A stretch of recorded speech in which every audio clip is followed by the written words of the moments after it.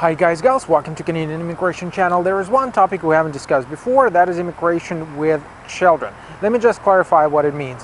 Say you're looking to immigrate with your child, however, you're separated, you're divorced from your ex-husband or ex-wife. Now, in order for this immigration with the child to happen, you have to have, in the ideal world, of course, a consent from your ex, which would allow this child to immigrate together with you. This consent has to be notarized, and it has to clearly indicate that the person allows this child to leave for Canada. The person understands that this separation from the child might happen for a quite long period of time, maybe forever, and this separation, the fact that the child will be living in Canada, will not grant your ex-husband or wife any rights with respect to applying for a visa or getting a visa to Canada. Now, this would happen in the ideal world, and usually in 99% of cases, this or that way, it is quite possible to discuss it, even though families are typically split for not for good reasons, not for good causes, right? And usually you would leave very harsh feeling behind you.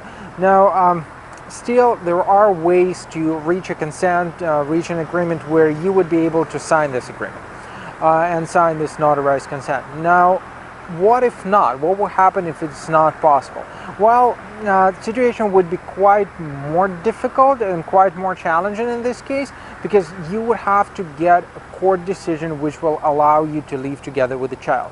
There are different ways to play around it. Not necessarily it would be court disposition which would allow you, say, or grant you sole custodianship over the child, but there are different circumstances taken into consideration. What was the reason for this divorce?